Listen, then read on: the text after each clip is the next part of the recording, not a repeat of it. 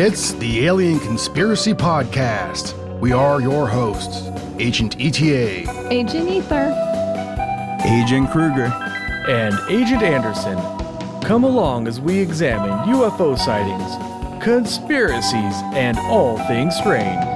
You can follow the show on Twitter at AlienConPod. We also have an email address, alienconpod@protonmail.com. We would love to hear from you.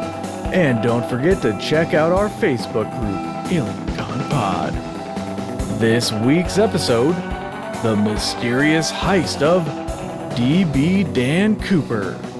All right, this is a good one. It's kind of a strange case because nobody knows really what happened. Did he make it? Did he not make it? I'm assuming most people have probably heard of this case, but if you haven't, it's a fun one. And for me, the fun is like, it's kind of like a Robin Hood story for a lot of people. And the real mystery is, did he actually get away with it or did he not? That nobody really knows for sure, but we'll get to that. Well, the kids who are here today are convinced. We took a poll and they all think that he made it. Yeah, for me, it's like one of the things that always stood out the most is just how very popular this story is. You know, it definitely happened. Obviously, it's not one of these, things that we're just like, theorizing on what may have happened. Well, obviously, there's going to be a lot of that too, but we know that this event definitely happened. Somebody did this. We just don't know who the heck did it, and it's such a famous story and we still don't know really. I mean, there are some pretty convincing theories, I think, out there of who it may be, and we'll get to that obviously, but yeah, this is a fun one. This is a real cool one. The fun thing is there were tons of skyjackings at this time, and this is the only one where we don't know the identity of the hijacker, right? And he's never been caught. Yeah, that's one thing that really surprised me for this case is I'd seen this on TV before and stuff, but I didn't really know that much about it in depth. But when I started looking into it, I guess at the time there were a ton of similar cases of skyjackings. That was, I guess, some people were into train sets, some people were into hijacking airplanes at the time. It was like the modern stagecoach. Yeah, it was pretty common back then, at least compared to how it is now. The security was so lax back then. There was no, you just had your plane ticket and that's all you needed. Right. So nobody was checking anything on Not the even luggage. Identification. Yeah, and apparently Dan Cooper paid about 25 cents for his plane ticket back in the day, man. Inflation is crazy. Oh, wow. It might have been more like, $50, but, to me it seems like 25 cents.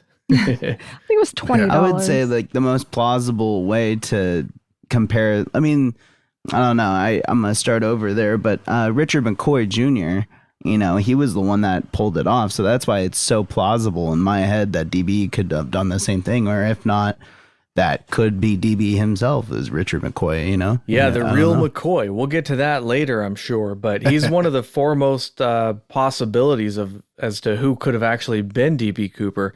And reading up on them, I think he's one of the more likely suspects, in my opinion. I agree with that. There's a couple of them. I doubt we'll get to all of them. But, I there's some doozies. I mean, there's definitely like the transgender one too. I'm sure you got to that. Yeah, I'm kind of afraid to touch that one by today's standards because I might use the wrong pronoun or something, and then we'll get the show canceled. It is a colorful suspect, that's for sure. Or maybe I'll just let somebody else. Yeah, I'll let somebody else tackle that one. Maybe I'm ready to handle it. All right, I think. Yeah, actually, Agent Ether can do it because she's a woman, so she should be safe. She can't get canceled. Sex doesn't matter. What do you mean? Just kidding. Equal rights. So she's not a Karen, and she's a woman, so it's a lot safer for her to talk about that stuff. But anyways, one thing that really surprised me about this case, too, that we sort of hinted at just a little bit ago, this is the only, not just in the United States, but as far as I could find, it's actually the only internationally unsolved sky piracy case. I prefer that term, sky piracy. Sky pirate, yeah. Sky pirates. Yeah, it's a lot more fun than hijacking. I think. Yeah. What do sky pirates have a different accent? They would have to, right? I don't know. I mean, it'd have to be somewhat of the traditional pirate accent, I would hope. Yeah, I would agree. Maybe a little airier, I don't know what that would sound like. I'm not going to A little try. hypoxic and a little drunk. Instead of "ar har har," maybe like "ar har har." Maybe, I don't know. Air, probably- air. All I'm going to end up doing is just like adding like an Irish flair to it. Yeah.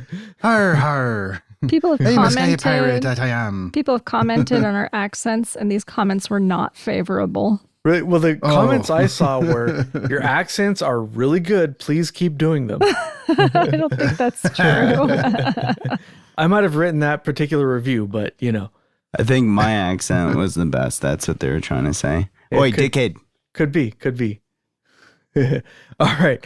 Well, let's get into some of the particulars of the case.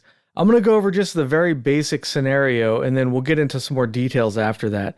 So we're talking about the D.B. Cooper, actually the Dan Cooper heist. The name D.B. Cooper was coined by a journalist. I guess they had a deadline and they just sort of put that out there, and it was completely wrong. Nobody ever went by D.B. Cooper in this case. It was just, a mistake. The real name, so Dan Cooper, which we're assuming, by we, I mean the FBI and whoever, but they assume it's an alias used by this guy when he bought his plane ticket. He went by Dan Cooper. And what happened was on November 24th, 1971, Dan Cooper bought a one-way ticket with cash on Northwest Orient Airlines flight number 305 from Portland, Oregon to Seattle, Washington. He was supposedly a man in his mid-40s. Some descriptions went as late as like the mid-50s, which is quite a wide range there. But I guess with witnesses in a very panicked environment where they're in fear of their lives, I can imagine them having different perceptions. So maybe that's all it is to it. Anyways, he was dressed in a business suit with a white shirt and a black tie. And the tie had a tie clip onto it, which is an important detail because the tie clip was put on the way a left-handed person would do it. And that's with a greater lack of evidence, sometimes all you have to go on is, well, he was probably left-handed. That's kind of the case we're looking at here. There's not a whole lot of evidence to go on this one, but we do suspect he was left-handed because of the tie clip. When the airplane was waiting to take off, he ordered a bourbon and soda, and the flight took off at about 2:50 p.m. on November 24th. Just after 3 p.m., he handed a note, a handwritten note that was written in like a Sharpie, to the stewardess, Florence Schaffner. She didn't look at the note, assuming it was probably like a booty call phone number or something. She just kind of put it in her purse. And then Cooper saw that she did that, and he whispered to her, said, "Hey, you should look at that note. I got a bomb." So she looked at the note, and the note said that there was a bomb in the briefcase and that he wanted her to sit with him. So she did. She sat next to him, and he showed her, he had an attaché case with him, and he showed her inside of the case, and she described it as 8 red cylinders, 4 on top and 4 on bottom, like stacked, so 2x4 kind of a thing, and they were connected with wires to a battery. And based on the descriptions, it looked like kind of like a mess of wires or something. It wasn't, too organized looking, but who knows? There are no surviving pictures that I am aware of, unfortunately. So he showed her this briefly and then closed the case again. And he told her that he had her write a message for the captain, and the message demanded 4 parachutes and $200,000 in cash money. And the way he demanded the cash money was in what was it, like non or negotiable American money or something. We'll get to that later. It's an important Wasn't detail. all in $20 bills, I think? Yeah, it was all $20 bills. So it was about 10,000. Well, not about. It was exactly 10,000 bills. 10,000 bills, guys. Oh man, That's not all. I'm getting excited just thinking about that. Or it was about 22 pounds just for the cash. And it was probably a little bit more because they had to package it with they had to wrap it up with rubber bands and put it in a bag or something. So maybe it was like, I don't know, 25 pounds or something. Anyways, that's a lot of money, dude. And it's important to the case because you have to imagine when he's parachuting out of the plane, would that weight be significant? Would it not? We'll get to that later, though.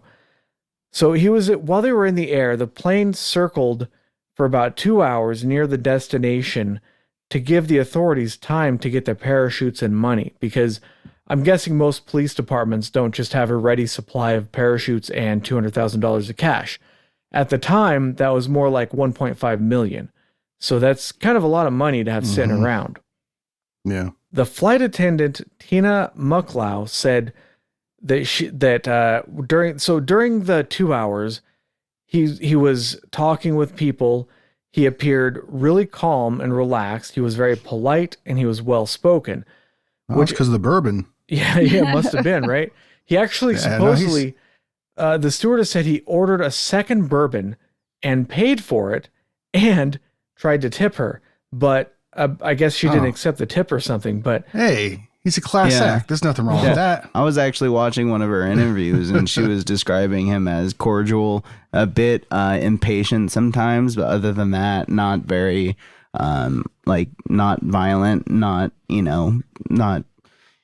out of sorts, if you will. But she lit a couple of his cigarettes and stuff like that. And I mean, her herself has stated that she wanted to try to keep the situation calm. And I do give her credit for that, and the entire crew. They really did handle their shit well. Well, my understanding is none of the passengers actually knew that the plane was being hijacked. Not until they got off. Not until they got off. Which I thought was really funny. Especially since the rest of the world knew the plane was being hijacked, because on other airlines, the captains were playing the radio transmissions for the entertainment of their passengers. Yeah. I kid you not. The golden age of America, when a woman could light a man's cigarette if she wanted to, willingly, by her own. She didn't have to, but if she wanted to, and you could listen to hijackings for entertainment. Good times, people. Good times. Those were in the days if there was a chase, like on the news or something like that. Now, I don't think they had too many news helicopters back in those days, if any. But if they did, they probably wouldn't be pulling away from a chase that stopped and somebody on the freeway about to get shot or something. Yeah. I'd say the last great chase was OJ. That was the great chase. You can't say last. I would say the. I would say the last, because nobody's been glued to their TV since another, you'll see the occasional, or the, here and there'll be like a motorcycle hauling ass or somebody doing something, but nothing will ever repeat a giant or a white Bronco being driven by the Juice.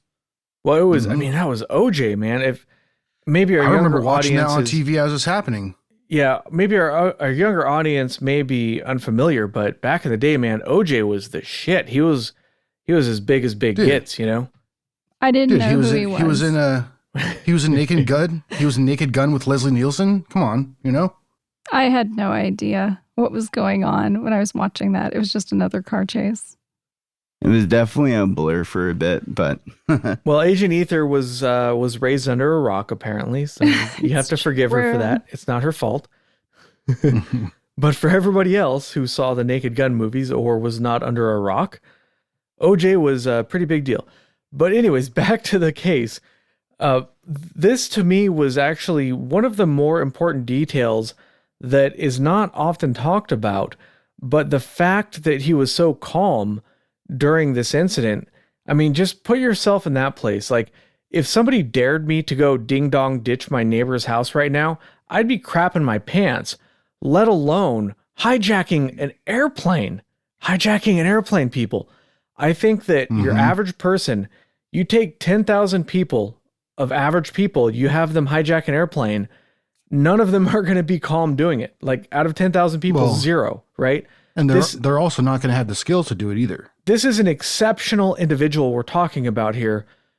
I don't know what that means specifically, but this is one detail that I really caught my attention, because I don't think that there are very many people, no matter how much you practice for it, no matter how much you go over it in your own mind, hijacking an airplane and being really calm and just sitting there sipping your bourbon and smoking cigarettes or cigars or whatever it was.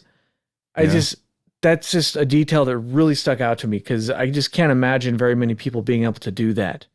Well, he gained a small cult following. People were, be as cool as DB Cooper. There was people that, actually respected the fact that he didn't try to endanger anyone else's lives, like directly, but what if it didn't go as smoothly? You know what I mean? Mm-hmm. We do not praise the people that, hurt other people, of course, but it's just, it could have gone a whole other way. It's just, there's so much luck and, I'm not like necessarily praising him or saying it's good to be no, like not a criminal saying that either. But what I'm saying is that like I don't think that. Yeah. Anyways, so just to sort of underline that point, when they landed in Seattle, he offered to request meals to the flight crew. He's like, "Hey, you guys hungry? I can get you guys some food." Like, I mean, just if you're a you criminal, guys want something out of this too? yeah, like just picture like you're a criminal robbing a bank and you got all these hostages there. Are you going to be so calm that you're going to say to the bank manager and the employees or whatever, "Hey, you guys hungry? I can get them to bring you some Taco Bell or some, if you're hungry." Like, no, like that would not be on my radar. I would just be so scared shitless myself during that crime that it wouldn't even occur to me that anybody would be hungry. It's so crazy to me just how calm this guy was. Yeah, and we mentioned that there were a lot of hijackings at this time, and so the FAA developed psychological profiles for the hijackers, and they would brief airport officials on what to look for. And obviously, they weren't looking for this guy. That's how calm he was. No. Smooth operator. That's right. That's what this guy was. Yeah, so anyways, when they landed the plane in Seattle, he let there were 36 passengers. He let all of them go, and he got the parachutes and the money. And while the plane was being refueled, he worked with the flight crew to develop a flight plan. He told them to just fly south towards Mexico City, and he had some exact specifications of how he wanted that achieved. He said he wanted them to do it at the minimum possible speed, and he wanted it at a maximum of 10,000 feet. And he wanted them to lower the wing flaps at 15 degrees, because with them lowered at 15 degrees, you can see that from inside the airplane. And so he wouldn't actually have to go into the cockpit to regulate that, right? It's a very interesting detail because that's thinking ahead. Yeah, and that 15 degrees would have been specific to that airplane. Every airplane's going to have a different design. Oh, which, by the way, I don't think we mentioned, it was a Boeing 727. So the 727 would be 15 degrees. A different airplane would be a different wing flap degree. It might be 10, it might be 20, who knows? Mm-hmm. But you'd have to look it up for that specific thing. So that he knew a lot about this specific airplane. Maybe we'll talk a little bit more about that, but this guy was really well prepared for this. Well, this is the common airplane. This is the carrier at the time. Right, yeah. But based on his knowledge and what he asked for, it does appear that he knew specific information about this airplane. Because just because this was a common airplane doesn't mean that it was not the only one flying around. There were a lot of airplanes as there are today, right? But anyways, he also asked that the landing gear remain down during flight, and he wanted the cabin to remain unpressurized. So this guy had some very specific requests before they even took off. The flight crew told him that given his requests, the range of the aircraft would only be about 1,000 miles. So they said they would have to be refueled before they got to Mexico City. DB Cooper, or Don or Dan or however you want to call him, they kind of discussed it, and he came up with, they said, okay, we're going to have to refuel. Here's our options. And he decided to refuel at Reno, Nevada. This is important later on. Maybe we'll get to it, hopefully. But anyways, after they made that decision and they got finished refueling, they took off, and he wanted them to take off with the rear exit door open and the staircase extended. They said that we can't do that. It won't be safe. He said that it will be safe, but because the flight crew was insisting that it wouldn't be safe, he said, all right, go ahead and take off anyways. I'll just let it out in the air, which is another important detail, because your average civilian would not know that you could actually deploy that staircase in the air. So there's, just another detail of just how meticulously planned this case was. So anyways, he had some difficulties with that staircase, though, right? I mean, you mentioned that. I'm sorry if you didn't. He had And it was kind of interesting to compare the two cases with, like that one gentleman that we mentioned, Richard McCoy. I'll bring that up later. We might talk a little bit. I think Agent Ether may have some details about the stairs, but we'll wait for that till a little bit later. So the plane took off again at 7:40 from Seattle, 7:40 p.m. in the afternoon. Everyone had left the plane except for the captain, one of the stewardesses or flight attendants, the Mucklow, and the first officer, Radchak, and the flight engineer, Anderson. The plane was actually followed by two F-106 fighters who kept out of view of somebody who, like Cooper. They flew above and below and to the aft of the airplane, so you wouldn't have been able to see them from the windows or from looking directly out the back of the airplane. So they're trying to kind of stay out of sight to not freak them out. But they basically tailed him the whole time. Maybe they were worried that, if the plane would crash into something, or maybe they were just, I don't know what their objective was, but they were there the whole time. Cooper told Mucklow to join the rest of the crew in the cockpit and to stay there with the door closed after takeoff. Around 8 p.m., he opened the rear door of the airplane, which is where there's a rear door and then a staircase drops out of that door.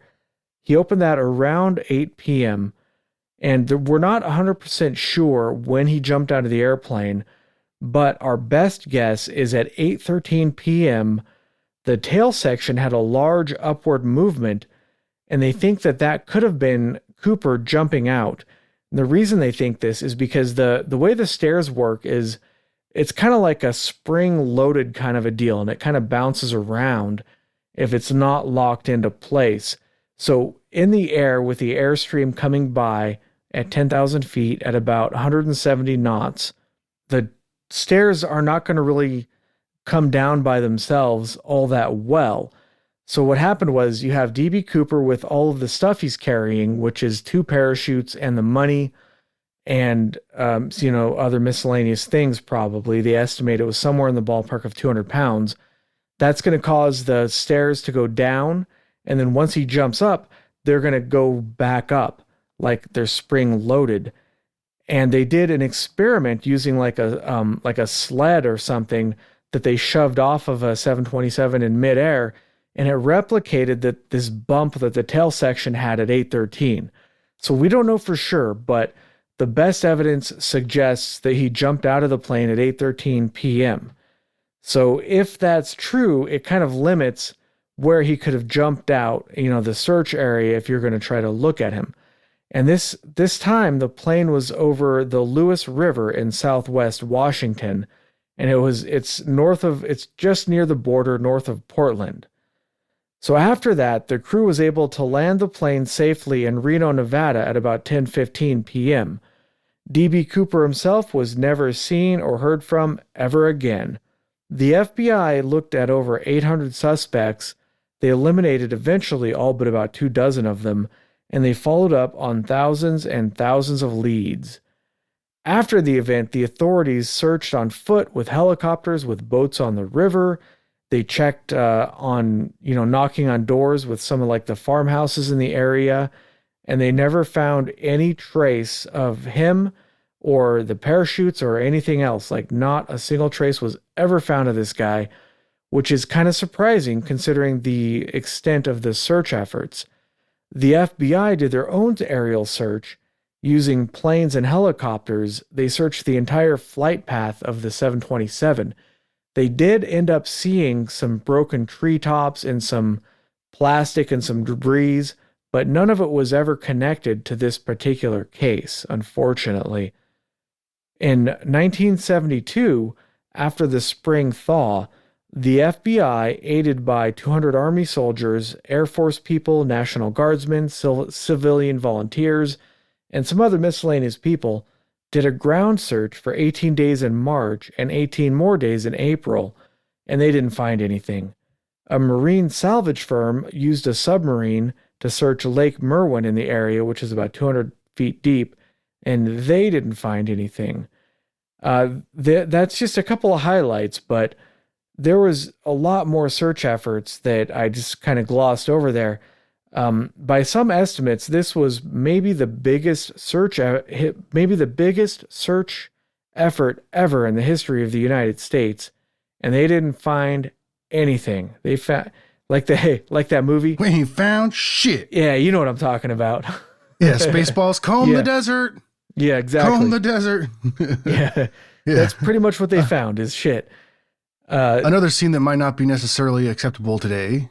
Yeah, I don't know if that would be, because the thing is that was actually well, no, it was made by Mel Brooks, so in my opinion, he gets a pass everywhere. You know, he gets a pass. But also that actor, it wasn't like.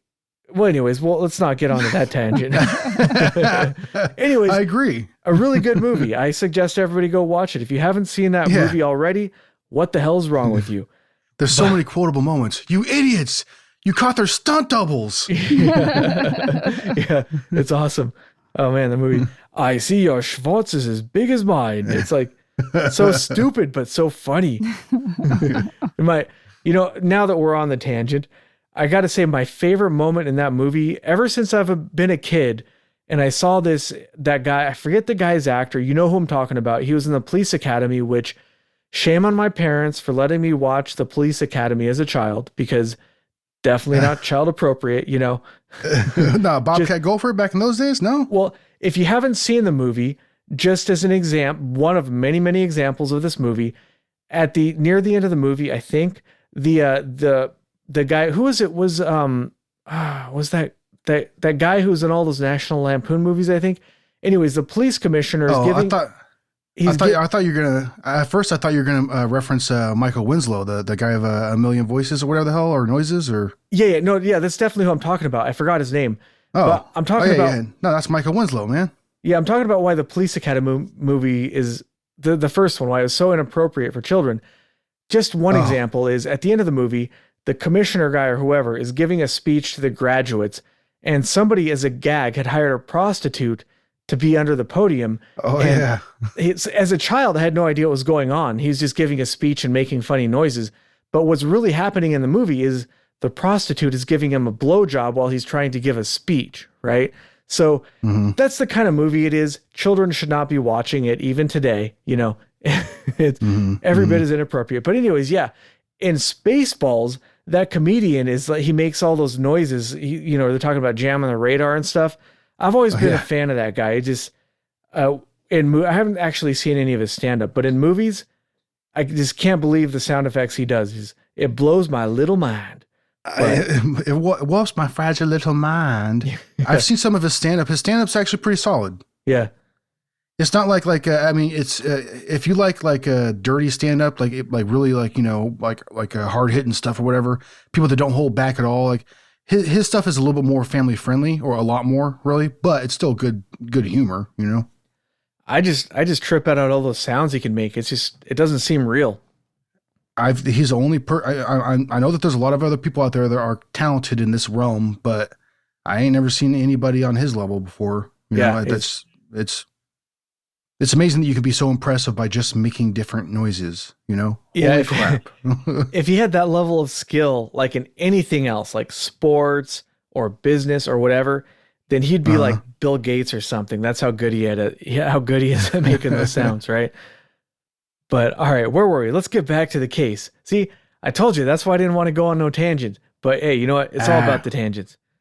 Yeah, the tangents are fun. Yeah. All right, where was I? Okay, so I think I already mentioned that this is the only... Okay, we talked about the air piracy. All right, so the area he jumped out, they had a search area, but they're not 100% sure where to search because of the variables. Now, when he jumped, they're not 100% sure the exact location of the airplane, and they're not exactly sure when he pulled his ripcord, and they're not exactly sure what the wind was doing and stuff like that. So there's a fairly large area that he could have jumped out in, and it's not exact, but they did have a very extensive search area or a search effort. So still they didn't find anything, which is kind of interesting. Now the Air Force airplanes had been following him when he jumped out, whether it was 8 o'clock or 8:13 or 8:30, whatever, it was somewhere in that ballpark. They were definitely following at that time, but they didn't see him jump. It's not too unusual, though, because it was nighttime, it was pitch black, and he was wearing black clothes. So that's not unusual, but it is unfortunate that they didn't see him jump. If they had seen him jump, we would have a pretty exact location on where he left the plane. But unfortunately, we don't. The parachute he was using, I couldn't really be steered like a modern parachute with like the handles, you can like aim it and stuff. This parachute, it just kind of went down, and wherever the wind was blowing him, that's where he went. And he also didn't really have proper survival gear, like jackets and stuff. It was snowing and raining out. The weather was really bad. And maybe we'll talk about it a little bit more later. But a lot of the people who think that he didn't actually make it to the ground say that or he didn't actually escape, say that the weather was too bad and he wouldn't have actually been able to make it out of the forest. But it turns out where he landed, it might have only been a 10-mile hike to the nearest road. Now, this is really thick forest. It wouldn't have been fun. It would have been a really bad, like nobody would have liked this hike. It would have been a really crappy hike. But at night, 10 miles to the road, I think that's doable. But we'll probably... Well, it definitely could be if you knew where you were. Like, right. And, so you know exactly what direction to travel. Which, yeah, it could be definitely possible. But which he definitely seemed to know where he was, but we can maybe debate on that a little bit later. So that's pretty much the basic events of the case. So now I guess I'll turn it over to the other agents, and we can just sort of bullshit about whatever different topics come up, because there's a lot to this case. Well, there's one thing I wanted to talk about, which I remember hearing about this when I was younger too, but I rediscovered it while the little bit of research. I'll just put out there just right away. I didn't do a whole lot of research for this one because my internet was out. The area that I live in, it was extremely freaking hot and windy today. I'll say it's 10:13 at night right now, and it's 109 degrees out. Joyful. Damn. Horrible. But no, my internet was out and shit, but I did happen to find this paper clipping from Wednesday, February 13th, 1980. Kiddies find tattered bills of D.B. Cooper in D.B. Cooper loot in sand. That was a full headline for this article. So I guess some kids in Portland, they were frolicking upon the river there over yonder and found this eroded pile of money that had been buried in sand but had since been I guess eroded away and rediscovered because of a big storm or something like that had happened. They had floodwaters come through and uncovered this loot, I guess, that had been buried. People think that it's... Oh, sorry. I thought it was because they were digging a fire pit and they were able, and Was they that just well- coincidentally. I thought it was they were digging a fire pit. I could be mistaken on that, but it was bound together by like elastic bands and all that stuff, and the serial Yeah. numbers matched everything. Yeah, that was. I all- heard a couple yeah, different 6,000. stories, but just please, imagine sorry. though. Imagine you're a couple little kids, I know, right? right? And you're just chilling by the river, and you uncover a bunch of freaking money. You're like, wait a minute That's there now. Now, if you look That's at a the dream picture of come the, true. I know, right? Well, if the money was usable, like if you True. look at the picture of the money on the news clip in there, and it's not really like usable money. They're all plastered together and like eroded all over at the ends and stuff, and it wouldn't be like a bill I would hand to anybody expecting them to Oh, accept. that's history though. That's an NFT. Oh, hell yeah. I mean, I would definitely, put it in a plaque and hang it on my wall, Yeah, but first you have to pay for it. In there, there was I saw a small clip of the interview with the boy who found it, and he was about 15, right? Like 14, 15. But anyway, he was excited. He kept saying, "Well, I just can't wait to get the bills back." And I think he knew exactly what he had, is that if he keeps it around at the age he was at, which is a young age, and nowadays that stuff can sell for a pretty penny if he hasn't already got. Yeah, when he got it back, he sold it at auction for Damn it. $37,000. Well, he Good didn't for sell him. he didn't sell all of the bills. So No. he got some of the bills. The insurance guys, so the $200,000 that they gave to DB Cooper ultimately came from an insurance company because the airline was insured. They got some of the money, which I don't know why they wanted it. It was just a couple thousand, but whatever. I guess you got to get what you can get. The FBI kept a few of them as evidence, and then the kid got to keep some of them. The kid sold some of them at auction. Not all of them. He only sold a handful of the bills, and he still got, I forget the number. What did you say it was? Like 37. Yeah, 37,000. Yeah, just for a few of them. Hell yeah. So he did pretty well with it for just a kid playing in the sand, you know? So some people argue that this may not actually be DB Cooper's money, or, you know, Dan Cooper, Don Cooper, whatever. But like, it seems pretty damn compelling to me because it's in the area. They're all $20 bills, you know, and the serial numbers match the money that was given, though. So it's pretty hard to dispute. So it's obviously. We know for a fact that it was his money because they recorded every serial number on every dollar bill or every $20 bill they gave him, and the serials matched.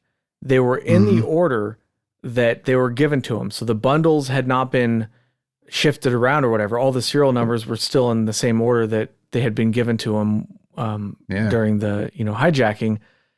And so, what's up? Oh, I was just gonna say, I mean, to me, this kind of like, you know, sets in stone that he, in my opinion, he made it to the ground. And he you know, like, you know, everybody has all these different theories of what happened. Did he make it even to the ground alive? You know, did he, you know, fall through some trees and get damaged, you know, died on the way down somehow, whatever it was, right? I mean, this money obviously was buried, I think. So why, I mean, he definitely made it, I think. That's what I think. I think it's definitely plausible that he could have landed and then started, you know, putting it in different spots, the cash, like, and just dispersing it a bit. And that 6K is an example of like one of his little stashes. But, you know, although, like I am actually excited to get into the McCoy. I hope we actually have time for that, and we do. Although the bundles of money they found, that kid found on the beach, the way it was worn in such a way that it would have happened if it had washed onto that beach and then been buried.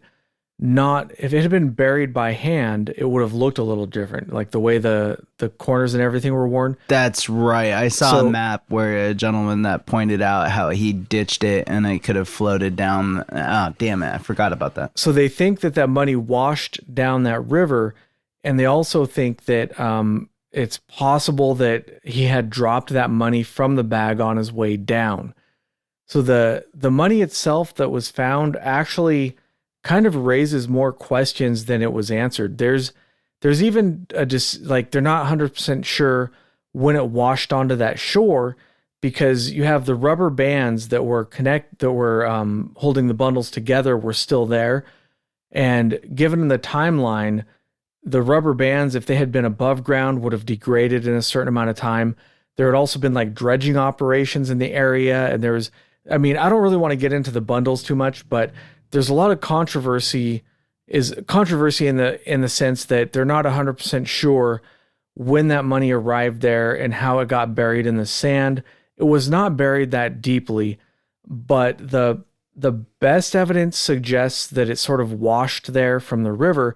But even if it had washed there from the river, one of the things that kind of is strange is that the bundles stayed together. If there were 3 bundles floating in the water together, they probably would have not washed ashore in the same spot. They would have dispersed. So that's kind of what I mean when I say controversial, is we don't have a theory that could explain how that money ended up there in its current condition. It's sort of a strange thing, just like the entire case. It's kind of unexplainable, and we're not really sure how that money ended up there. And personally, I don't think he buried it there, because at the time, the weather was really bad. It was snowing. It was in the middle of the night. He did not have the proper clothing or gear to survive in like sub-zero temperatures or however cold it was there. It was like really cold. On the ground, it was probably warmer. In the air, it was sub-zero. So by the time he reached the ground, he would have been freezing his balls off. and bordering on like hypothermia and like losing toes and stuff, he wouldn't have had time to, at his leisure, just bury it in different places randomly and then somehow come back and find it later. There's no way he would have found it. Oh, I have a better theory, and this one is just the most recent, is that it could be Loki from Marvel. What? I saw that. Yeah, I saw that. Yeah. I thought that was awesome. And if it just kind of... if you've seen Loki, then you know the reference at the end. In the first episode, yeah, it was a bet he lost with Thor, and like he was the one that was the robber. He was DB Cooper, and when he jumped out, he got zapped up back into freaking Asgard. That's right. There's a whole, nice. Yeah. I like it. And he's wearing the sunglasses, and they have him in the black He has suit, the whole suit, with the clip-on tie and stuff. Yeah. Hey, it checks It's all the great. boxes. Yeah, totally. It really does. I like it. Okay, so there's a couple of miscellaneous things to talk about this case. I think Agent Ether has a bunch of stuff. What do you got over there, Ether? I do have a bunch of stuff. Well, I wanted to talk a little bit about the time period. Now, this is before I was born. This is during the presidency of Nixon. It's during a recession. There's a lot of civil unrest. Which I have to bump in with Nixon here. He's got some of the most amazing quotes you'll ever see. He's a very quotable guy. So, for example, I probably shouldn't say this, but if you're familiar with the Bohemian Grove, I don't know if you guys are familiar with that, but I'm sure we're going to get to it. It's only a matter of time. It's actually really close to where I live, believe it or not. I could just drive down there if I wanted to and then just get kicked out by security. But bro, we should do like a let's break into the Bohemian Grove, because I'm sure they're not listening. They're never going to hear this, Yeah. We're not popular enough, but and like let's camp inside the Bohemian Grove, Let's do it. I'm sure nobody would notice. You guys it's like a have flash fun. mob camp, but it's so Nixon actually went to the Bohemian Grove one time, and his quote was, now I might edit this out. I don't know, because it's definitely offensive and not PC. I know the quote. You might have to use a euphemism for one of these words. It's not your quote. It's a presidential so quote. I'm not saying this is something that I subscribe to, but this is what Nixon said about the whole thing. He said, like, it's the faggiest goddamn thing I've ever seen, and it's just that quote is just so Nixon. That quote just seems hilarious to me. I liked your Nixon impersonation. Yes, I was about to just say after that, nobody has any reason to discount our accent skills, because that was a great impersonation right there. That was beautiful. Nixon, Thank you. Yes. Nixon has a very, very particular accent, I believe. I got one. or I'm no criminal. Just to say, hey, I like everybody. I got nothing against nobody. I didn't say that, Nixon did, and I just thought it was hilarious because in the context of the time and who Nixon was, and then looking at looking back in history and just like, that guy was just a lunatic, It sounds like something Nixon would say. Yeah, that guy was just a lunatic, and it just picture who he was and him going to this. If you know anything about Bohemian Grove, which I don't want to go on that tangent, imagine Nixon at that place. That's exactly what he would say about it, right? Like, it's just, I don't know. It's funny, but Anywho, continue, Agent Ether, please. Anywho, during Nixon's term, there would be over 100 skyjackings, and half of them would be successful. Most of them were being routed to Cuba. In fact, the rate of hijackings to Cuba was so high that pilots would carry maps for the approach to Havana Airport, and it became a catchphrase, "Take me to Cuba." So everybody was aware of these skyjackings. It was commonplace. People were scared to get on airplanes. And at the same time, there's this recession and airlines aren't doing very well anyways. And so they tried to kind of revamp themselves, and Northwest Airlines was one of the airlines trying to beat its competition. And so it had this new idea. It had a central component. Red was part of it. Everything was red because, sex sells. So these stewardesses were handpicked for their beauty, for their poise. They had to go to like stewardess school. United Airlines had a theme. Every passenger gets warmth, friendliness, and extra care. Some may even get a wife.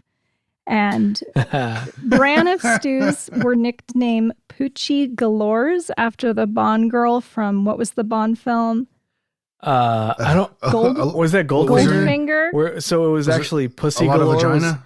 And they were Was it called, Pussy Galore? That's right. yeah, they were called Poochie Galores because their outfits were designed by Emilio Pucci. Which is, that's like such bad writing. Like, like, how high were those fuckers who wrote that script where, all right, we need a character. He's a man and he has a big dick. All right, let's name him Raging Cock. All right, let's do it. I mean, come on, dude. Come on. Try just a little bit harder. Pussy Galore. Are you kidding me? Come on. So I have one more because I just one thought of the best names ever. I just thought these airlines, they were trying so hard and it was so blatantly obvious what they're doing. So National Airlines theme, you know, they had all this advertising and billboards. They had this beautiful stewardess and the quote was, "I'm Cheryl, fly me." And of course, women's livers went just like ape shit. Like they really did not like that. They were boycotting, they were picketing, they were demanding that these ads get taken down. And they had signs. They said things like, "Go fly yourself, National." Like they were really mad. You know, this Well, was because it puts some pretty damn unreasonable expectations. I couldn't imagine the amount of like harassments that they encountered after those type of advertisements came out, you know, just in their dated, you know what I mean? It's, you know, this was in the 70s and I'm still feeling a little uncomfortable about this. Like I got mixed emotions. Like that sounds badass, but I'm like, whoa, wait a minute. That's really bad. Like it's a strange thing, man. Even back then it was a strange thing. It had to have been. So Yeah, Flo actually, she went through training where she was taught, she says, beauty techniques like applying lipstick and foundation, because this is really important to being a stewardess in addition to how to sit, how to talk. They were also, these stewardesses were expected to maintain a certain weight, and you were caught out by these spotters and you would be put on unpaid probation if you gained too much weight. Wow. So this is the kind of environment that this was taking place in. It's a time before my time. It's completely different than it is now. There's a lot less concern about, you know, lives being lost because at the time the planes were hijacked, but a lot of times people weren't actually killed. There were some exceptions. 10 days before the DB Cooper skyjacking, there was a Canadian man named Paul Sini, and he was wearing a mask, carrying a shotgun, and he threatened to blow up Air Canada with 40 pounds of explosives. And he demanded $1.5 million, but he kept changing his mind about where he wanted to refuel and how much money he wanted. And as he was putting on a parachute, a purser who's like the head flight attendant went ahead and let him have it from behind with a fire axe. Damn. That was all over the news. Savage. Totally savage. What was the name of that it was a purser. A purser who is like I think the lead flight attendant. I think they handle the money and stuff. They do. Oh, you're right. Yeah. I think the purser, so the titles have changed. The names have changed. So the purser nowadays is the lead flight attendant, but back then they handled money on like international flights. And then like back then, they probably would have been less likely to have like Apple Pay and credit cards and stuff. There would have been a lot more cash back then to pay for like in-flight drinks and things, right? Yeah, yeah. So then weeks before the DB Cooper hijacking, a charter jet was taken over by a man with a bomb and a gun. And, you know, the pilot told the insurance company and the bureau, he said, "Look, I think this guy's serious. He's going to blow up this plane. You need to go ahead and give us some fuel." And they refused. They're like, "We're not going to give in. We're not going to comply to his demands." And so this guy did kill the pilot, the pilot's wife, and himself. So although it was uncommon that people died during these hijackings, it did happen. But in general, the hijackers wanted to get something. Usually somewhere. With some money. Some money. It wasn't like, you know, more recent things where they wanted to actually blow stuff up and they didn't care if they died themselves. No. So yeah, it was a little kind of different. Yeah. And you would think with all this going on that the FAA would tell the airlines, hey, you have to spend some money, you have to put in things like metal detectors. But the airlines, they're going through this recession, there's a lot of competition, and they don't want to inconvenience their passengers.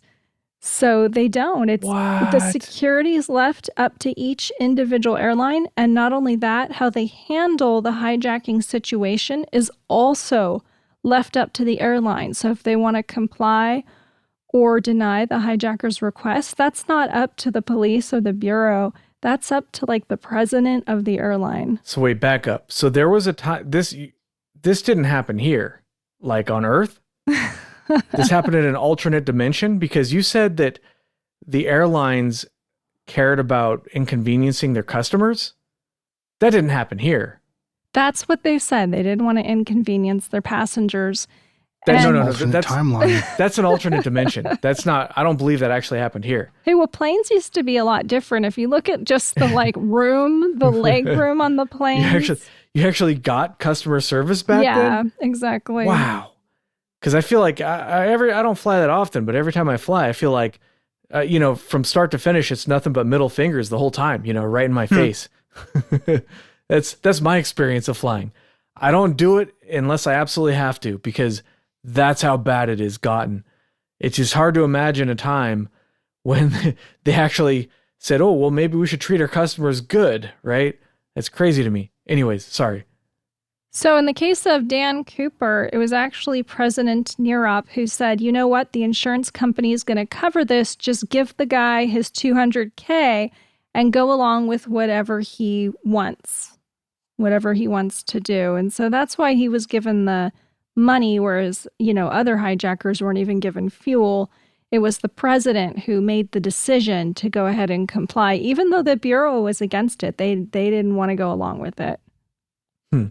But even though they lost $200,000, which is $1.5 million by today's standards, ultimately, we don't really know if those explosives were real or not. And we don't really know if this guy, who apparently had ice water for blood, would have actually followed through with anything. I mean, maybe he would, maybe he wouldn't, but he was also very clever, so he could have done something to actually hurt somebody. And he did request 4 parachutes, right? The idea being that if he had to, he could have forced some of the passengers or the stewardess, some of the flight crew or somebody to jump with him, so taking them as hostages. So we don't know how far this could have possibly escalated. Well, yeah, the chief psychiatrist for the FAA thought that Cooper was going to take Tina, the stewardess, with him using the second parachute and then blow up the plane. That was his assessment of the situation, and they still let him fly. Wow. Yeah. That guy's close to retirement anyways. Who cares if he gets blown up, right? No, but yeah, that's what I was saying, is like, we don't know how far this guy could have gone if he would have killed anybody.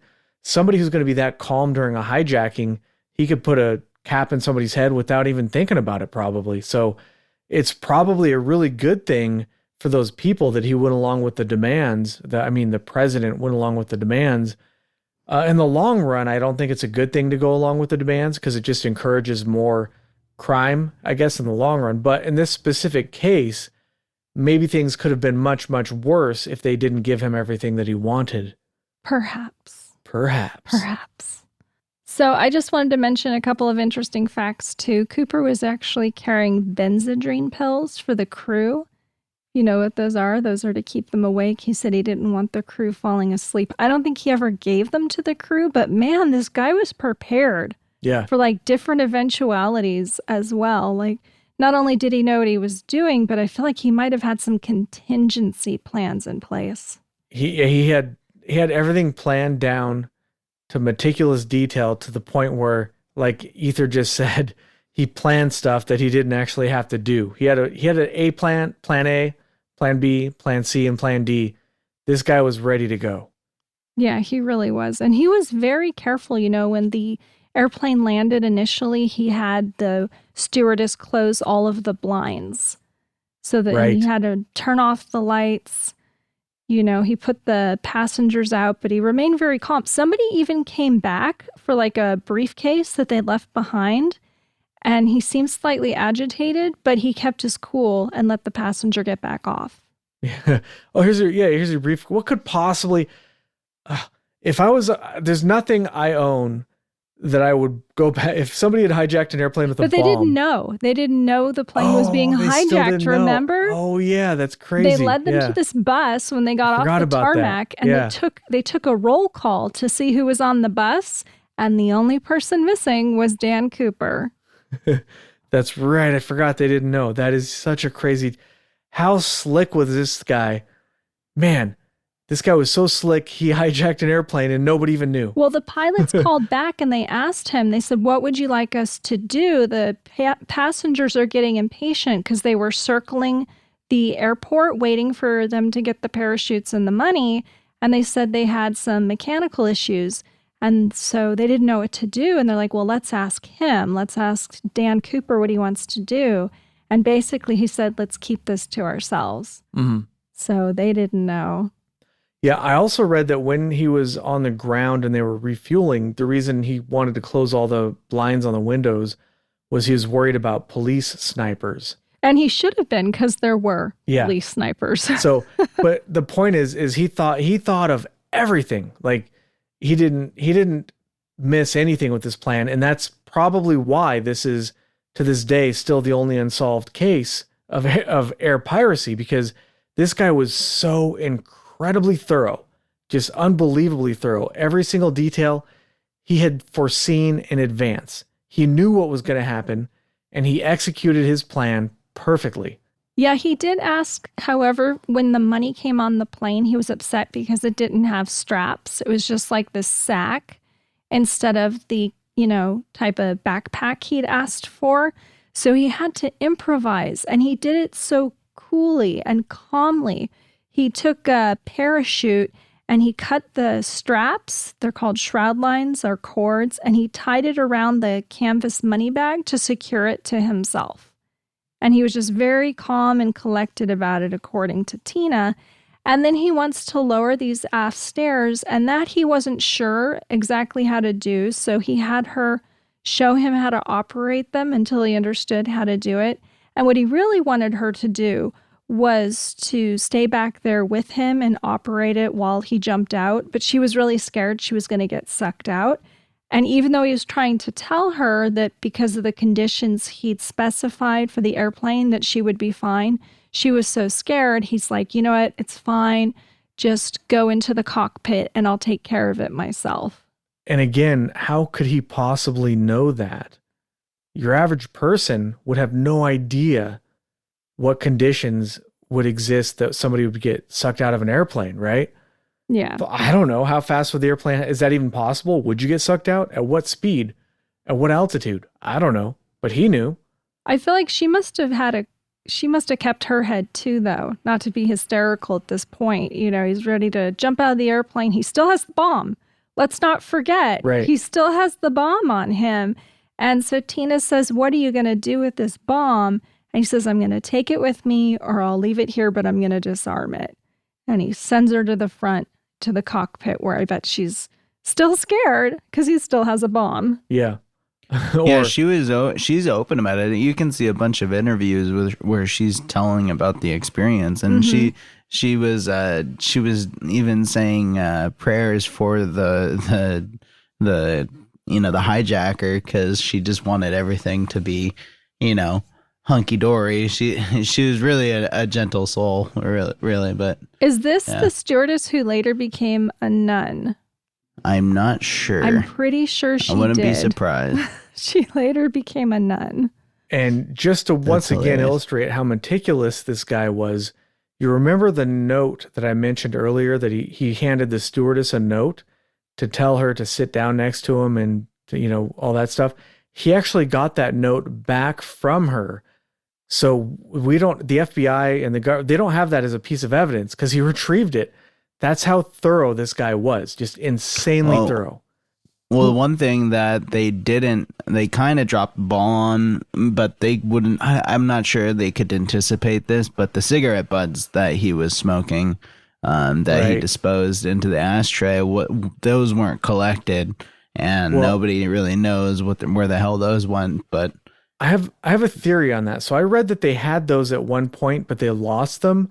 But I couldn't really find out how they lost them. How do you lose evidence? That doesn't make any sense, right? Especially something so important as like the recording of the movie. I'll never buy that shit. No, So- you don't lose evidence. That's so fucking. My that's my so theory lazy. is that the guy in charge of the evidence locker is sitting there having a nick fit because he hasn't been able to smoke for 6 hours. He sees these cigarette butts that got, they got some tobacco sitting on them still, like probably a good puff or two. And he fucking lights them up. And then once he satisfies his nicotine craving, he goes, oh shit, that was evidence. So he has to get rid of them. And I don't know. I have no idea what happened to those cigarette butts, Captain. They're not here. What cigarette butts? Yeah. So that's my theory as to how those could have disappeared. I don't know. It's as good as nothing, I suppose. They basically didn't collect any evidence. I mean, there were too many fingerprints, for them to distinguish between all the different passengers. The cigarettes, the super common smoke brand, I don't think it's around anymore, but it's called Raleigh, probably like Raleigh, North Carolina. Okay. So there's like no evidence. There's no evidence. That's actually not exactly true. They do have his tie and the tie That's right, clip, the tie. right? And it was I seen a picture of fake that. tie, right? It was like a clip-on tie. It was a tie from J.C. Penney, apparently. Which I mean, is a clip-on tie fake? I mean, it's still a tie, isn't it? yeah, it looks real to me. I'm a fan, by the way. You of lazy clip-on ties. bums. But I can respect a real tie. I have a bunch of them, but a clip-on is just so damn convenient. Efficient. it's a clip-on tie is more elegant than an old style tie because, well, it's just so much easier, right? It looks just as good, and it's just so much easier to put on. Why wouldn't you use it? I don't know. Is this an That's what I always important say. detail? It is an important Yes. Could detail. it be? I mean, could the Yes, fact it that it's is. a clip-on tie be somehow important? Like it's part of a costume, Well, yeah, It's easy to dispose. Think of it too. It's Yeah. easy to get the fuck Well, off. You know what and I at mean? the highest ends of clip-on ties, might I add, if you don't know, you can't tell. What difference does it make? So about the tie, they did find some DNA samples on the tie, but not only that, they also found some rare metals on the tie, like titanium, for example. And at this time, there were not that many places where you could get like titanium dust on your tie. But the problem is that there were so many different things found on the tie. Some of them were rare, so they're able to narrow it down so that maybe he was like a manager at one of these facilities or who knows. But it wasn't enough to say specifically where he worked, but they think that he may have been like a manager of some kind at like a specific manufacturing plant, like maybe a place that made a particular kind of batteries, or maybe a place that worked with titanium specifically, which it was like some military contract. I forget the details. I was gonna say military sounds more. I didn't accurate take to me. specific notes on that stuff because it wasn't conclusive. There were enough different places where we're not really sure, and it kind of adds up to a whole lot of nothing, like pretty much everything else in this case. But the tie is actually an important piece of evidence, and maybe somebody a lot smarter than me someday will be able to put those pieces together and figure out, okay, this is the factory where you could have only had these elements ending up on the tie, and maybe this pollen was found on the tie, and they'd be able to pinpoint it to an exact area. But I'm not that smart, so I can't say for sure. But the tie is definitely an important piece of evidence. Probably What would the you only say? What important was piece. how popular was like commercial skydiving?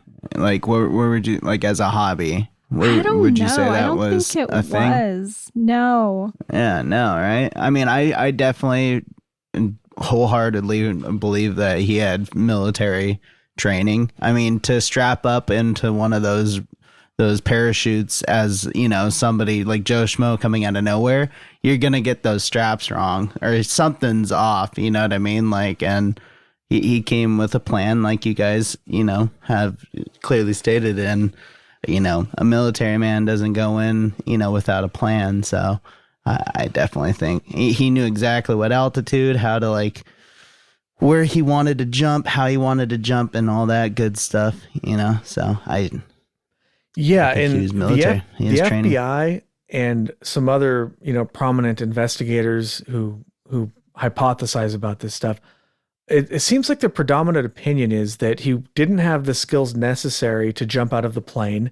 He wouldn't have known where he was when he jumped and all this other nonsense like that. But if you look at how carefully he planned this thing out, I think there's a good chance that he did have skydiving experience, that he might have been a war veteran even, and that he knew what the hell he was doing. All right, I totally was mistaken. So I'm looking now, and it looks like around 1907, parachuting was actually a thing. It was a sport. Now, it was mostly men who were coming back from the war. It was predominantly male in their 40s, but still, it was definitely a thing. So people were jumping out of planes. So anyways, a lot of the people will say, well, we're not even sure that he would have been able to open his parachute, but he wasn't jumping from 200 feet. He was jumping from 10,000 feet. Very doable. Now the plane was going a little faster than you might normally go for a parachute jump, which is like, they were 170 knots. Normally a parachute jump might be done at like, let's say 90 to a max of 150 knots, but still not that much out of that range. And there have been experts who said that not only would it be possible that I would actually try that jump myself, not only that, they're actually. Oh, I'm sorry. Go ahead, because you might be just about to mention what I was just about to say. No, you're going to say what I was about to say. So go ahead. I've been talking for a while. There's actually been private,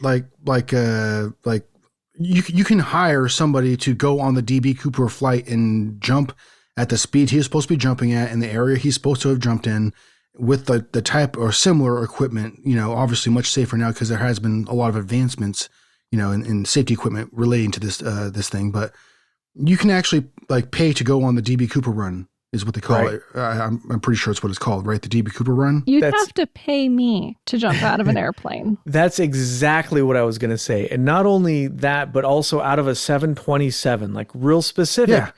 Yes. You can go do this exact jump. So to those people who say that it wasn't possible for him to do the jump, that he wouldn't have had time to pull his ripcord, blah, blah, blah, bullshit. Yeah. This jump was 100% doable. We know that for a fact. He could have done it. For somebody who's all about the X's and O's and crossing your T's and dotting your I's and stuff. Yeah, because it's out of the accepted range, like the speed and stuff, especially. All right, they might say no, it's not doable. And I've heard actually people being interviewed about their opinion on whether DB Cooper could have done this at this speed and altitude. And I've heard some people say, no, it's not possible. He would have died. It's outside the acceptable limits. And then I hear other people say, no, I've actually jumped at higher speeds than that. Like, is it dangerous? Yeah, but you could totally do it. I've done it, So I don't know. It's obviously been. And this was happening at nighttime, correct? Yeah, it was night. That's an experienced, skydiver to do this with zero optics, that's kind of ballsy. The idea that he would plan everything about this hijacking so meticulously. And then just randomly jump out of an airplane. And then not plan. Yeah, I don't think the jump and not plan escaping the forest. The idea that he wouldn't plan after a certain point is just fucking absurd. And that planning did not end once he jumped out of that plane. Right. With how meticulous he was, obviously like you had mentioned, stated many times before, many examples of how meticulous he was. Yeah. I don't have any. I mean, not a single part of me believes that as soon as he took off with the money in the second run, when he was landed on that had to be the most, because there was those agitated moments, as we've pointed out. And I think that right there in that moment was that, like, they could have sprinted in there, shot him, like done something to intervene.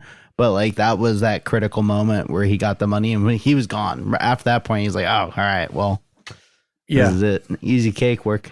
Easy clap. He could have had somebody on, working with him in a fucking boat hanging out in the water. I mean, honestly, that could work. I mean, it can work a lot better than people think, is having, somebody who you could easily split a couple of bucks with to just pick your ass up, in the water and bail. And there was a lot of people that were boat operators and, like in wartime efforts where they were it was dark as shit. So they could definitely do this stuff. with low visibility. He would have had some kind of escape plan. He would have, whether an accomplice or a vehicle that he had planted ahead of time that was ready to go, he would have had something ready to go. And people say that, people skeptical that he might have escaped, they say that, well, he just told them to fly south to Mexico City. He didn't really know where he was. But that's not true. Based on his conversation with the stewardess, he knew exactly where he was based on landmarks and stuff. He knew the area fairly well. And he picked the flight plan. He knew exactly what the flight plan would be. He knew where he would have had to jump out if he was meeting an accomplice or something. Like, he had all this stuff dialed in. He didn't just randomly jump out over the forest. He knew where he was when he jumped out. He chose to jump out at a specific place and time. Even if it was nighttime, this guy knew what the fuck he was doing. He would have known exactly when to jump out of that plane and where to jump out of that plane to get to where he needed to go to escape. And if anybody who says, well, he just kind of randomly jumped out and he didn't know where he was, this guy, this is the way he planned the whole rest of this thing. He would not have just randomly jumped out in the middle of nowhere. He would have jumped out at a specific spot, because that's how he planned this entire thing. He planned everything really specifically, Well, and also somebody who's just going to jump out in a random spot, that's the actions of somebody who's panicking in the moment. And this individual does not seem like that kind of person that would make that decision. At no point has he ever been described as being in a panic mode or anything. He always calm, cool, and collected, right? Always, yeah. So, I mean, I think it's absolutely reasonable. If this guy was that, meticulous about his planning and planned ahead, I think it's completely possible he could have, just for instance, let's say he stashed like a snowmobile or something like that. You know what I mean? Or, if you had a snowmobile that you were able to get to, I mean, you could make that 10-mile trek pretty damn fast. Right. Real quick. No problem at all. Now, I mean, with the weather and stuff, it's also possible that the snow tracks, or the tracks left behind by something like that. Now, this is all just speculation, obviously, but it's possible that those tracks could have been covered up and snowed upon, or maybe the snow melt by the time anybody got to any of those areas. They wouldn't have noticed the tracks. Maybe. I'm just saying this is all speculation. Right. And a lot of the people who were in the search party were not like forestry experts. They were military or police or something. So if they saw some tracks that had been degraded, they might not have even been able to identify them as snowmobile tracks. Yeah. Well, and they might have even thought that they were their own or part of the search party. Right. And it was, it was at nighttime. So the search party wouldn't have even really been able to see much until, at the very most or very earliest, like the next morning. And by then, there was like a lot of rain and snow, supposedly. I don't know exactly what the conditions were like on the ground, but it's unlikely that any sort of tracks would have survived even a couple of hours to be found, let alone even days. From the air. Yeah. Even from the air, say if like even you're in a helicopter and you're going slower speeds with a searchlight, maybe even at nighttime, you still may be looking right at some tracks and you don't see them, Mm-hmm. So, I mean, that's a difficult thing to find. It's a needle in the haystack, if anything, Oh, yeah, definitely. And they may even have been searching the wrong area. But yeah, absolutely. Let's get on to a little bit. Let's move on to some of the most plausible suspects. So do you want to start with Kenneth Christensen, Agent Ether? Yeah, sure. So Lyle Christensen. Kenneth. No, Lyle, his brother. Oh, his brother. Okay, sorry. Lyle Christensen is Kenneth's brother, and that's how we know anything about Kenneth is secondhand through his brother, who is convinced that he was, in fact, D.B. Cooper. May I just interject real quick? Sure. Yeah. I don't know why, but I've always liked the name Lyle. I've always trusted. I've met two people named Lyle in my entire life, and I've always trusted the hell out of them. They're good dudes. It's a good, solid name. So we can trust what this guy has to say about his that's all brother. I'm saying. Yeah, why not? So Kenneth was in the Army. He had a parachutist badge. He had joined the paratroopers. He was an elite paratrooper. He was one of 80 to graduate out of an original 262 total. So what you're saying is he's kind of a badass because He cut the mustard when nobody else could. He did. He was in the 11th kind of a big deal. Airborne Division, the Angels. He was an angel. Okay. His family was farmers, and they were somewhat successful in middle class until the recession hit, the Depression, the Great Depression and the Dust Bowl. And so he could have gone to college for journalism. He had a scholarship, but instead he enlisted in the Army. By the time he finished training, he went overseas and the war was over. So he decided to work as a mail clerk on the base. Still, he had all this parachuting experience. He just didn't go to war and parachute. And after the war, he went on the road. He sold encyclopedias. He did some odd jobs. And then he was hired for the airline. Which airline? Northwest Orient. You don't say. I do say. And he worked... Hot dog. I know, it's amazing. And he worked in different places, including Alaska, Shamu. Is that right? Yeah, when Alaska kind of is reaching towards Russia with that long line of islands. What do you call that? An archipelago or the Bering Strait? I don't know. But he was stationed in like a remote island in Alaska for a little while working for this airline. That's all I had to say about that. I was waiting. I was like, did I just cut out? Yeah, he worked for the airline and he was stationed in a remote part of Alaska. And the thing is, he never made a lot of money. There were a lot of strikes at the time. And although he wanted to be a steward on the plane, he ended up working as a purser. He ended up working, in baggage or something? Like he had various odd jobs, but he just wasn't making the money that he was hoping he would make on the airline. He probably didn't know how to put on his eyeliner and stuff correctly. Yeah, that's definitely, I mean, it's the 70s and they're looking for a certain kind of a person. And I thought that was interesting because when Dan Cooper was hijacking the plane, the stewardess basically asked him why. And he said, well, I don't have a grudge against your airline. I just have a grudge. Yeah, and that's interesting for this particular suspect because he seemed like the kind of motivated person. He really wanted to make a name. Well, not a name. He really wanted to make a life for himself, you know, but he was never able to quite earn enough money under the economic circumstances in the company he was working for. Mm-hmm. And I think a reasonable person would understand that because of all these strikes, it's not really the airline's fault because they're not the ones going on strike. And it's not the strikers' fault because they think that they're trying to do better for themselves. It's really nobody's fault. So maybe he doesn't have a grudge against anybody specifically, but he did spend years of his life trying to make a living and not really being able to do it. So he has a grudge against somebody who he can't really define specifically. So he just has a grudge. And since the airline has money and the workers don't have, well, at least not that he can really get his hands on, he's going to go after the airline, so he's got a grudge and he's going to take it out on the airline just because. Well, when it comes to 200,000 or 1.5 million or whatever it is, you don't really need a why that much. It's just, it's its own reason, right? So there's a couple of other details about this particular suspect. The FBI doesn't like this guy for a couple of reasons because this guy, Kenny, was 5'8" and witnesses said that DB Cooper was 5'10" to 6 foot.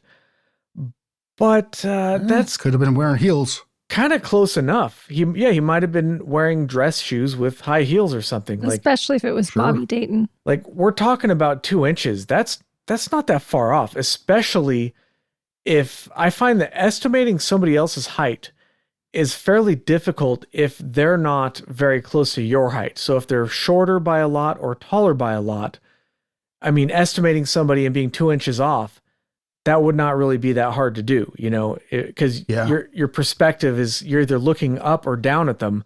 It'd be really hard to do that accurately, And yet the stewardess who spent the most time with him, Tina, detailed his shoes very carefully. Oh, did she? She did. She said the shoes were brown, ankle-length leather, and had no laces. All right. So how high were the heels? I don't know, but she was so meticulous in how she described them. I would think if they did have higher heels, she might have noticed. Maybe, but she might have also been, a little distracted by the situations. Plus, a lot of dress shoes that match the description you just showed me for men do have a heel. Now, it's not a 2-inch heel. It's often quite a lot less than that, but it's more than what you might expect from flip-flops or, running shoes or something. So it's possible he could have been wearing something that added a little bit of height. And how tall was she? Do you know how tall she was? I do not know how tall she was. Because if she was not exactly his height, which I'm guessing since she described him as being tall, she was shorter than him by a little bit, it might have been hard for her, like I was saying, to accurately estimate, which is why we have a height range, 5'10" to 6 foot, which is, a 2-inch range. She could have been off by 2 inches very easily, in my opinion. And other witnesses describe an even larger height range that he could have been in, but those other witnesses probably weren't as close to him for as long as she was. So I don't know. I think that the height range and also his skin complexion, Kenny had a lighter skin complexion than DB Cooper. But I think those things could be easily faked. So if this guy is so meticulous, he would probably also want to remain anonymous because he's not an idiot. He could also fake a skin tone or a height a little bit, right? It's not outside the realm of possibility somebody who had planned so meticulously. You forgot to mention that Kenny was bald. Yeah, but he did wear a toupee. And he wore, according to people that knew him, he wore this toupee all the time until the time of the hijacking, and then he stopped wearing it. Why would he stop wearing it after this hijacking happened? He was embracing his true self. Or maybe he didn't want to be seen with hair anymore. I don't know. But there's a lot of stuff, there's a ton of stuff like this with Kenny Christensen that's very circumstantial, but it all adds up to kind of make you say, maybe he is the guy. Or, if you didn't want to say that last bit. It's a definite possibility. Yeah. But there's a lot of stuff. Like, for example, he was left-handed. And like I mentioned earlier, DB Cooper was left-handed. There's a picture of this guy, but there's pictures of Kenny, but they showed a picture to one of the flight attendants who said that it looked like DB Cooper, but she wasn't 100% sure. And this was shown to her many, many years later. So that anecdote in and of itself is pretty much completely worthless because it's so many years after the fact, and this stewardess is so old that you could have shown her a picture of Mickey Mouse and she could have said it looked like him, right? But it's still kind of a tantalizing little piece of evidence. Well, you have the FBI composite sketch and you have the pictures of Kenny, and I didn't really think they looked too much alike. But when they're getting this composite together, they're doing it based on everyone's descriptions and then kind of overlaying them all together, right? That's how they do it. Right. Yeah. I don't know exactly how reliable the composite sketch is. It's interesting, but it looks like a lot of the witnesses. I guess back then they had this facial identification catalog. It had stuff like the hair and the eyes and the nose. And then they would put something together, very general stuff. And all the witnesses had different composite sketches. Oh, I said witnesses. I meant suspects. If you go through pictures of all the main suspects. My favorite composite sketch ever is that one, I believe it was, I want to say it was on Fox News, like way back in the day, like a local news affiliate or something like that. And the reporter at the desk that was describing the composite drawing looked just almost identical to the composite drawing. I remember that. It was, I believe the guy was like I think like a maybe late 30s to early 40s black male, and he was a little bit heavier set, maybe a little bit balding at the front, and like the guy he had a mustache, I think, if I'm not correct, but like the drawing looked just freaking. I've seen this meme out there before also. Every time I think of a composite drawing or sketch, whatever it's called, I always think of that, and I just laugh a little bit. Well, yeah, and the sketch for DB Cooper looks enough alike a lot of the suspects where it could be many of them. To me, it's just sort of like a fairly generic looking dude that could be a lot of people. Yeah. There's a couple of other really interesting and tantalizing pieces of information about this particular suspect. For example, he liked bourbon. He didn't just like it, like that was his drink. And if you remember back earlier, if I remember to say it, DB Cooper ordered a couple of bourbons on the flight. So Kenny, apparently, after the hijacking took place, Kenny had a lot of money. Like supposedly he loaned his sister like $15,000. He bought a house in cash money and things like that. He suddenly seemed to come into a lot of money. And we know with his work history doesn't line up. We know how much he was making in his work, and it was something like $500 a month or something like that. It was nowhere near the amount of money that he appeared to have after the hijacking happened. Hey, he probably went to Atlantic City and placed one good solid bet, you know? Yeah. Hey, who knows? Anything's possible, right? I mean, bet on the right horse or the right, underdog or something. Anything's possible. So none of this is exactly conclusive, but it is very tantalizing because I think Ether mentioned that Kenny had, experience jumping out of planes. He was a smoker. There's a lot like that. Now, I saw a TV show on the History Channel, which, as everybody knows, is like the most reputable source for this kind of stuff. Oh, for everything. Yeah, but they did go to the house that Kenny bought after the hijacking. It's now like a print shop or something, and they looked in the attic, and in the attic, they found like a secret compartment that looked like it had a hinge, and it could have been used to hide money. On the other hand, it could have just been like a piece of wood that had been placed there. It's the way it was edited, it was kind of hard to tell if it was like a big deal or not. They do some solid editing on the History Channel there. But it is just another tantalizing little piece that kind of makes you say, well, what if, maybe he was, I don't know. But also on that property, supposedly when they were digging up some old trees after Kenny had left the property, they found a bag of money, like a plastic bag of money that had been buried near some tree stumps or something. But that one, I was not able to substantiate it. It was on the TV show, and these TV shows, they will often put stuff like that in there to kind of make the case seem more realistic than it actually is. So I don't really take that one seriously, but again, it's another thing that's just kind of interesting. But with this particular witness, we could go on and on and on. Like, what do you want to talk about? Bernie, his friend Bernie? No, you don't. Okay. So there's a guy, Bernie, that, could have been his accomplice. And there's a picture of Kenny wearing like the exact same outfit that DB Cooper was wearing and carrying a sack that looks like it has something square in it that could very well be money, carrying an attaché case that could have been the one that DB Cooper used. Like, this guy checks a lot of boxes, and I really want to believe that this guy was DB Cooper, but at the end of the day, we don't have a smoking gun, and it could all just be coincidental. Like, we don't know for sure this was the guy, even though it seems like the guy. It really seems like the guy. But I think most people think he's the guy. But again, like, I wouldn't put money on it because, so he had an attaché case, but who didn't back then? I mean, we're talking about the 70s. Everybody had one back then, right? I mean, who knows? Maybe that's the thing back then, was to put a cardboard box into a burlap sack and carry it around. Like, everybody did that, right? I don't know. Like, you could explain away a lot of this stuff, even though it seems like it's pretty much a slam dunk. It's still not a smoking gun, unfortunately.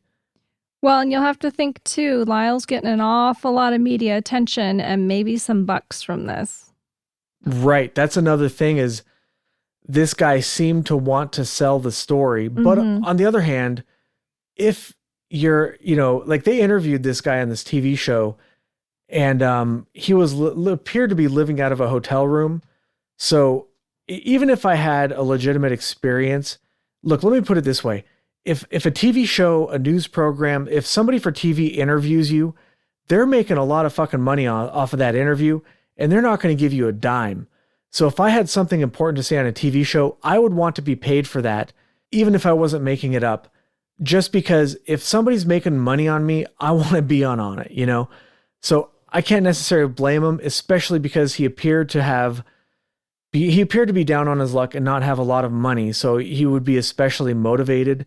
So there is that. He did appear to be motivated by money, but for me, that doesn't necessarily rule him out because, like I said, if somebody's going to be making money on me, I want a piece of the action, no matter if the story's made up or not. Either way, right? So because nobody wants to be taken advantage of, right? Right, exactly, and that's kind of what the news media does. Sometimes they'll take advantage of somebody, make money on their story, and they won't give them a dime. Now you could say that's just reporting and that's how it's done and whatever, but at the end of the day, somebody's getting paid and it ain't me, you know? All right. So that's one of the possible suspects. Do you have any other suspects you'd like to talk about, Agent Ether? I wanted to talk about Dwayne Lauren Weber. Oh, yeah. Anybody read about this particular suspect? Mr. Weber. Mr. Weber. No, I didn't. My internet was out. Well, Mr. Weber was an interesting character, to say the least. And he never came out and said he was D.B. Cooper to the general public, but his wife, Jo, is sure he was Dan Cooper. And from... Wait a minute now. He's got one His of those wives, Jo? right? Like, you know, when one of those women, you get pulled over in the car and the officer goes, did you know how fast you're going, sir? And then the wife says, he's drunk. He's drunk. One of those ladies. All right. He did it. He did all of it. He's drunk. Look at him. All right. I know what type we're dealing with here. Okay. Continue, please.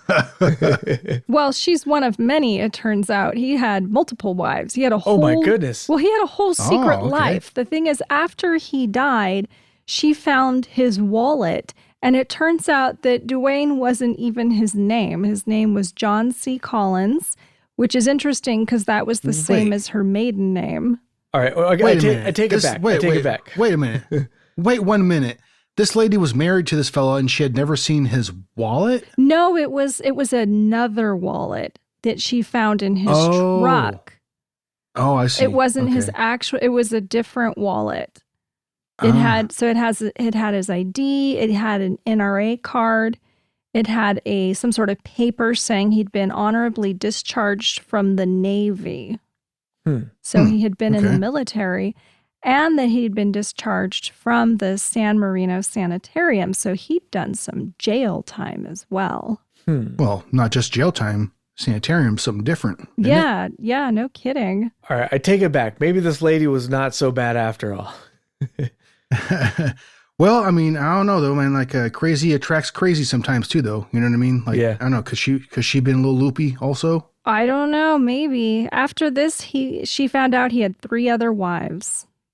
Dang. Hot damn, this guy busy. He was really busy.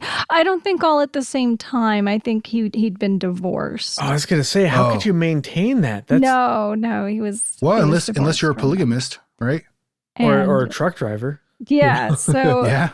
His ex-wife described him as somewhat of a bastard, but Jo was completely in love with him. You know, they met at a bar, and he was quite the gentleman, according to her. But he was smitten, huh? I don't know about that. He sent over a bottle of champagne with $100 bill attached to it. I mean, now, I don't know about she took hello, that. That ain't nothing. You know, darling, I wouldn't have taken that well, but she thought it was like a sign.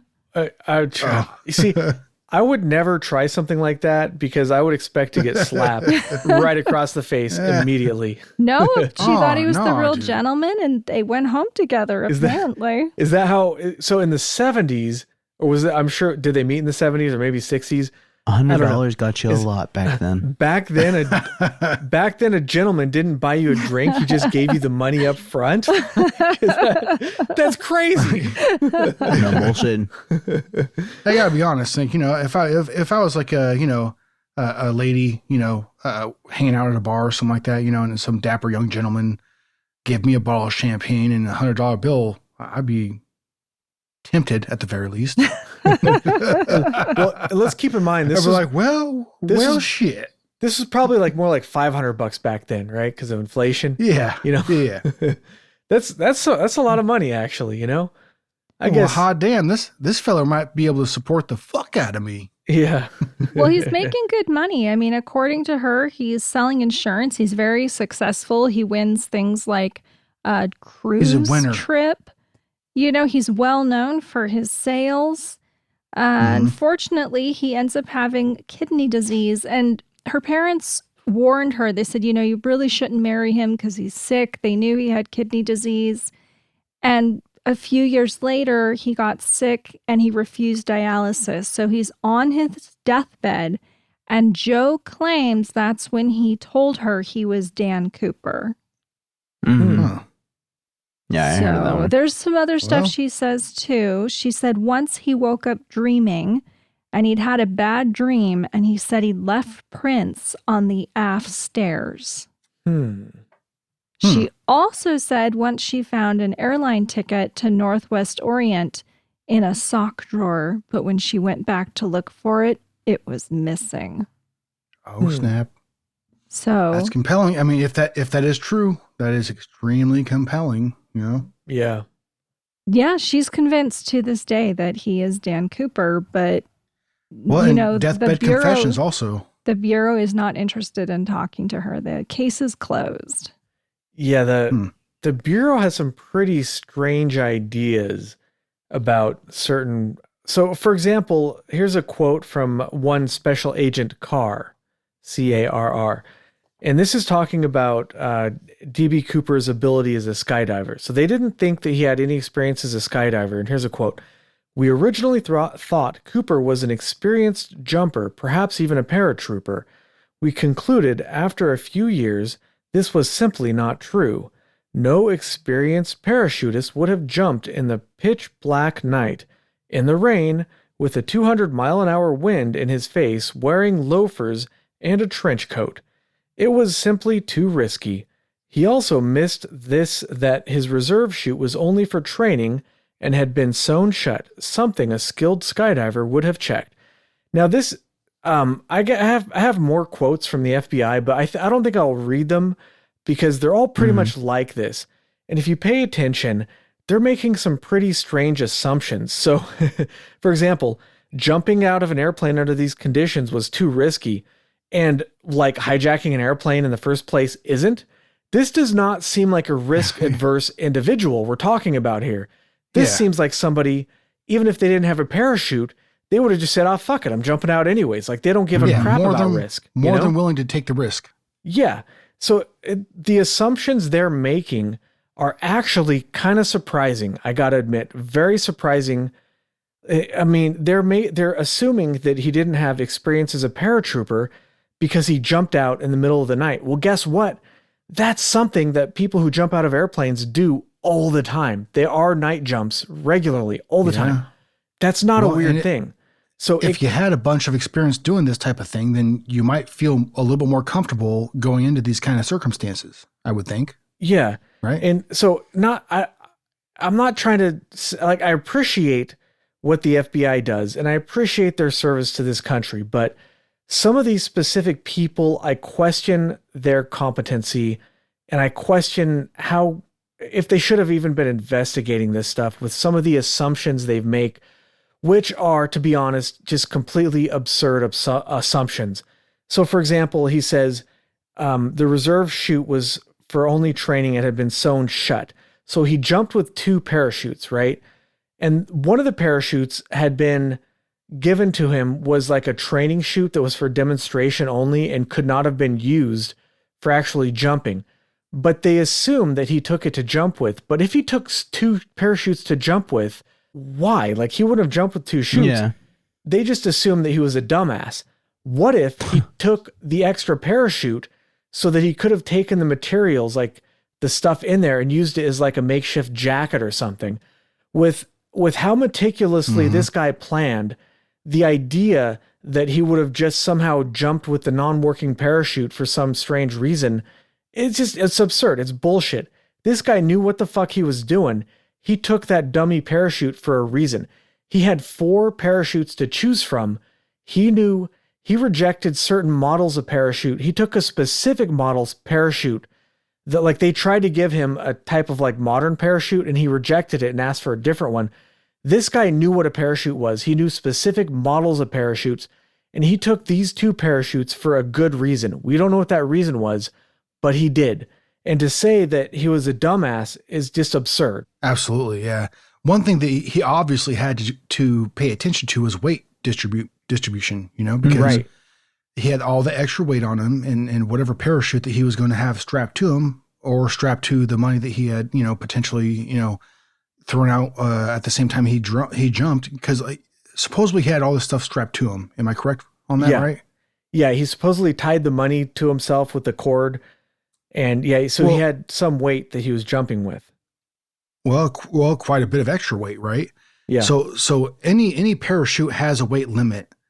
And so, like, I have to assume that maybe that's why he wanted all those extra parachutes and didn't, use them on other people, was because maybe he, ended up attaching some of this extra weight to an individual parachute. Because you're not going to be able to strap 2 parachutes on you at once, are you? Right, exactly. Right. Well, if there's one of those, what was it? I forgot the term for it, but I read somewhere that he could have used one of the other extra parachutes as like a depth finder, or like not depth finder, but like the one where it hangs off your leg. So like, yeah. Oh, okay. Yeah. I do know what you're talking about. Yeah. Yeah. You know, that's a good point right there. Yeah. Because he was going into unsure conditions where he's not going to have visual, the whole way down, or that's how I would have it. I would have it the cash strapped to the extra chute that's like onto my leg. Exactly what they would do with the equipment that, paratroopers do when they drop their entire load on, like let it dangle on their feet, so it doesn't, add more weight when they hit the ground. Yeah. That's a good point. Yeah. And then that would also show experience with military tactics, which would, obviously suggest that he had been through some military training, Correct. Yeah. No. And that's why, like, just how cool, calm, and collected. I don't know. I think there's very likely this guy worked for some branch of the military, special forces, CIA, or something, man. This guy was just at some point. This guy was just way too slick to be your average civilian working at your average civilian job. But like, I won't go over everything I saw, but if you look over the FBI stuff, they make a lot of assumptions to rule out people that's based on what seems to me absolute nonsense, just lack of critical thinking skills on the parts of these detectives. They're not thinking it through, man. They're just not looking at the evidence. Maybe they just like, well, this is a hard case. I kind of want to go home and drink some beers, so we'll just and they were this guy impressed out, themselves. Yeah. Maybe they're being like, hey, you know what? Fuck it. Maybe they're being lazy. I don't know what the deal is, but they made some very strange assumptions that I don't know. Like, yeah, I'll leave it at that, I guess. Did you have any other suspects you wanted to talk about, Agent Ether? We have Richard Floyd McCoy. Ah, the real McCoy. Yeah. Real McCoy. I thought we were going to get to him. Oh, yeah. Flying under the name James Johnson, he buys a one-way ticket to LA, kind of copycat of D.B. Cooper, sits in the last row by the lavatory. This was in April 7th of 1972, so a bit later. And he successfully jumps with $500K. Nice. Yeah, so he does it. I mean, he hijacks the plane and he does his jump and he gets home and he has the money and he gets caught. Yeah. I think they caught him based on fingerprint evidence, didn't they? I don't know, but they definitely caught him. They knew who he was. Richard McCoy has experience in the military. I mean, he was on National Guard duty flying one of the helicopters involved in the search for the hijacker. Even like he was, where was that? He was looking for himself, basically, like at one point. That's crazy. Well, he was charged with air piracy, and because it was such a problem at this time, they'd made it a capital offense, and the penalty was the death sentence. It could be as much as the death sentence. And in Utah, execution was done by firing squad. Dang. Yeah, those were the old days. It was 45-year sentence, though. That's insane. Yeah, and then, so they sentenced him. They found him guilty. But it's crazy because it didn't end there. I mean, he escaped. He somehow worked his way to gain access into the dental office. Twice. This guy was kind of a badass. He escaped twice, not once. He escaped on twice. my birthday. Did he really? Yeah, on Nice. August 10th, 1974. That's your birthday. August 10th, yeah. Oh, I not the thought it was 1974. 74. Hey, you're older than I thought. That would be a surprise. That would yeah. be awesome. You got me all excited for a minute there. But I was going to say that McCoy, though, supposedly it was a tip from a motorist, but then there was another gentleman that you can see he has. I didn't really dive in more into his background, but supposedly he knew McCoy, like they were friends, and McCoy was an experienced skydiver, and everybody, he was actually pretty cool dude, and that there was conversations of what ifs, like what would you do if you could rob a bank, or like do this or do that, and talk about how could you get cash fast. And they would talk about theoretical possibilities of like doing exactly what we witnessed at the DB Cooper incident. And that was when he said, when he saw that going down on the news, that he called in and immediately said that he thinks it's, so and such. And that's when they investigated his house and found not exactly $500K, but $499,970, because he had to take a couple, like $20 out, or $20-$30 out to go shopping or something like that. So this guy, I just wanted to mention how he broke out of prison. The first time or the second time? This guy's like, they need to make a movie about this guy if they haven't already, man. This guy was fucking crazy. I only saw one escape here after he got caught for the hijacking, but this one is where he crashed a garbage truck through the main gate of the prison. No, he escaped before that. They put him in the county jail while they were transferring him. Uh-huh. And they came in and they said, hey, we're looking for so-and-so. Is he here? And it wasn't him, but he said it was. And they brought him out. He was in there like the drunk tank or something. And the other guy's like passed out. And he goes, oh, yeah, that's me. Oh, nice. And they let him go. That's amazing. This is something like you'd see in a movie, right? Right. And the garbage truck is the perfect action scene for a movie. And the way this guy died after escaping prison is like something out of a goddamn movie. He died in a shootout with the FBI. This guy, dude. Yeah, man. This is like, I mean, dude, the guy was working on that with one of the helicopters involved in the search for the hijacker. That's what I'm very surprised about, is that it's some type of catch me if you can type shit, like where it was just simply, it wasn't that hard to like blend in, or you know what I mean, like whatever the hell it might have been. Yeah, this guy had quite the career as a criminal, and the reason why he's a suspect is because the hijack, we know for a fact that he did a hijacking, and it was very, very similar to the DB Cooper hijacking. So a lot of people speculate, because it was such a similar method of operation, that maybe that it could have been the same guy. But obviously we don't know for sure that that was the case. And it appears that he sort of has an alibi, so it might not have been him, but we don't know for sure. There was some circumstantial evidence, however. There was a collect call that was placed to his house from Las Vegas, and that was before Thanksgiving Eve, which is when the hijacking took place, the DB Cooper hijacking, and they found a credit slip for gas going through Las Vegas as well. Interesting. So they questioned him about it and basically said, I don't know. I was at home helping with dinner. I have no idea about the charges. I have no idea about the collect call. And they asked him, do you drink? Do you gamble? And he's like, no, I'm Mormon. I don't do any of those things. So apparently he can't drink or gamble, but he can go hijack a plane. Well, as far as I know, the Mormons never specifically prohibited plane hijacking, right? I don't know. And it could be said, some people speculate that he could have boarded a plane from Vegas to Portland and then returned to Vegas when he jumped and then gone home from there. Okay.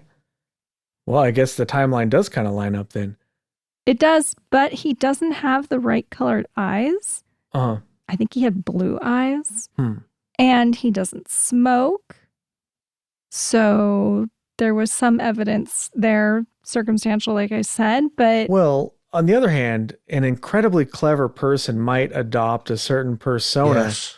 If you were going to invent a persona to be an alias so that you wouldn't be detected and you're as clever as DB Cooper was, you might do things like pick a drink that you don't normally drink, like bourbon, or you might smoke cigarettes when you don't normally smoke, just to kind of throw authorities off.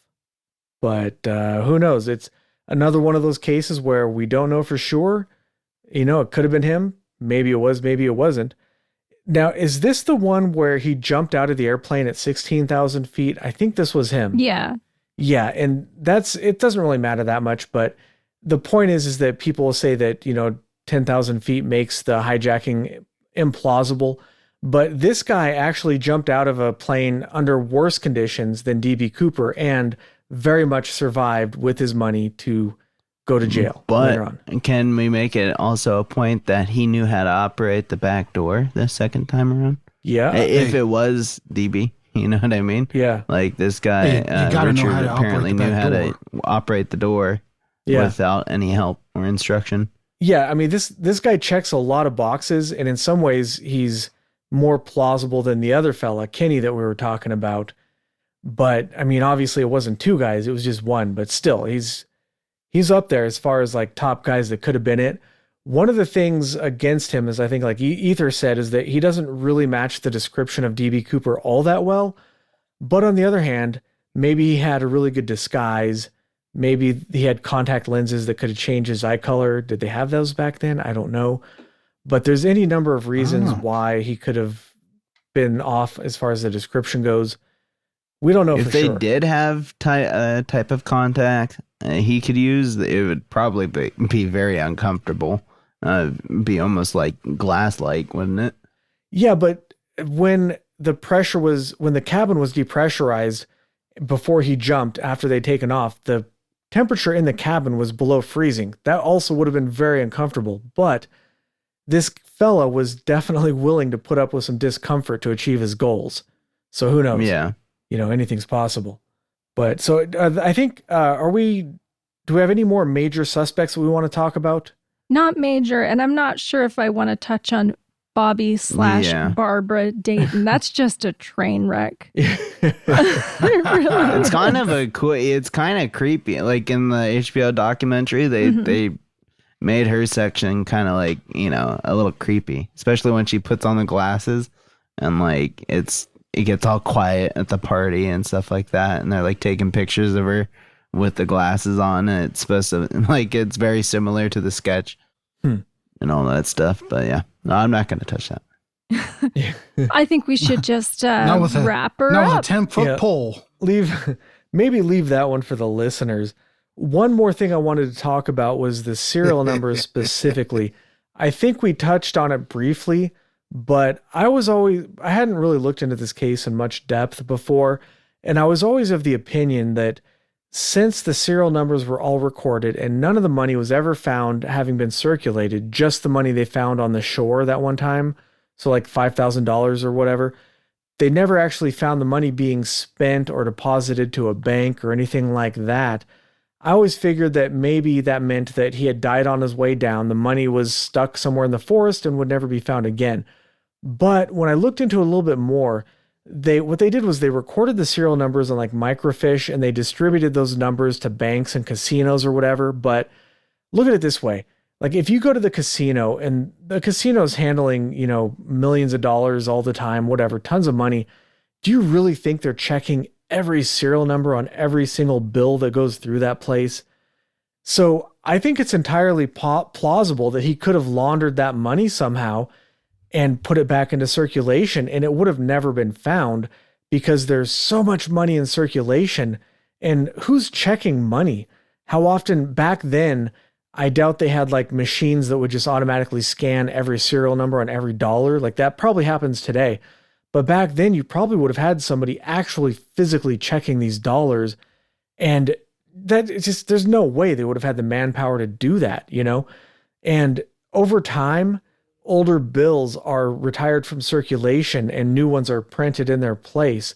So to me, it seems plausible that this money could have been spent or laundered and could have been removed some point from circulation and basically lost to time. Especially if it was done internationally. Yeah. Like in Mexico, which is where he initially indicated that he was going. Right. But knowing this guy, probably that was a misdirection because he never had any intention of going to Mexico, especially since he jumped out of the plane like 20 minutes after it took off, you know? So that was probably just a misdirection. But maybe he could have gone to Canada. In fact, there's evidence that he might have been Canadian, of all things, because there was a Canadian comic book about a test pilot from Canada whose name was Dan Cooper. But maybe we won't get into that too much. It doesn't really mean a whole lot, even though the FBI does consider it to be evidence. But, you know, what the FBI does and does not consider evidence is questionable in this case, in my opinion, anyways. So maybe it's nothing. Who knows? But the other piece of evidence I don't think we talked about that they did find was along the flight path of the 727. They did find in the woods a placard with instructions on how to lower the aft stairs of the 727. And that is considered a real piece of evidence. But beyond that, there's not a trace of anything found, which I don't know if it's really worth mentioning, but I kind of mentioned it at the end here because it is sort of interesting that they found that placard, needle in a haystack, right? If they found that placard, you think they would have found a parachute or something, but no, they didn't. Yeah, agreed. I think that implies he survived and took it with him. Or it could have just fallen out of the airplane after he opened the door. No, I meant the parachute. Oh, yeah, no. Since they never found the parachute. Oh, that's exactly what I think. I think that he landed, he collected the parachute and any other debris that would have come down with him and took it with him. I absolutely think that's what happened. Mm-hmm. A lot of people think that he did not successfully make the jump. I used to think that because of the serial numbers, because of a lot of other things, but having taken a detailed look at this case, I believe 100% that he made the jump and that he escaped with his money, except for maybe the few bundles that he might have accidentally dropped on the way down. But looking at the totality of everything, that's what I think. What does everybody else think? You guys think he made it? Did he die on the way down? I don't know. What do you fellas think? My opinion pretty much lines up pretty closely with that. I think he made it down. I think the level of planning that he put into it would suggest that he had a plan for the ground too, and to make it down to the ground. You know, I think that it is likely that there is a part of the loot that he lost along the way, and maybe that money that those kids found was part of that. To me, I don't know. Maybe I'm wrong for sure, but I think that it suggests that money was buried after, like maybe I'd washed up and it was found. He came back after and found it and buried it for safekeeping, what have you. That's kind of stretching it a little bit. I realize that, but they also pointed out that how it was stacked was exactly how it was given, and that it almost looks like something was being compressed on top of it. Like there was a lot of weight, like on it prior. So I mean, he could have just done it in a quick instance. And then just so he can be more mobile and not lug around his $200K. But I believe that too, that he survived, hit the ground, was able to make a best of his. That's my opinion. Is I think that he made it to the ground.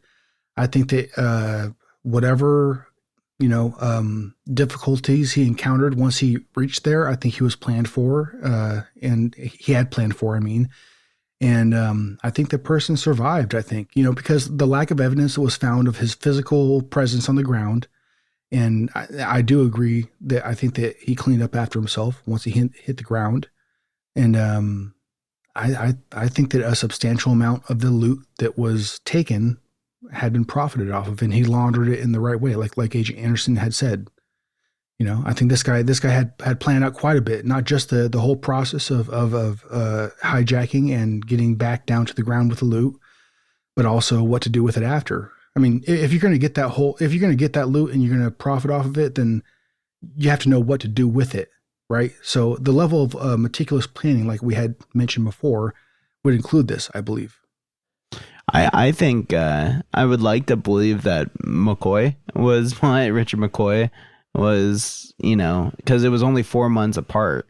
the crime when it was probably two individuals, different individuals, but I mean it almost seems like it's Richard McCoy's second attempt. It would like what his first attempt, quote unquote, was, or like his 16,000 feet. It was just an adjustment from the 10,000 from before, and then not needing help to operate the stairs in the back like he did the first time, but now not this time. Like, and there was a lot of similarities with the notes that were being presented and stuff like that. And I'm not sure how much information was being divulged at the time. Like, is everything that we know is what the public knew right away, or was there kind of a latency there?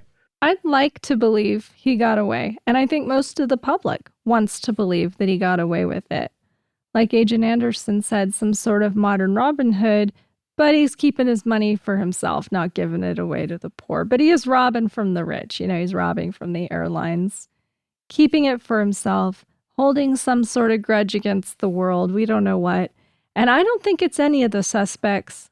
I think he's way too clever, and we won't ever know who he is, especially now that he would be over 90 if he was still alive. So yeah. Oh, he's dead and gone for sure. Yeah.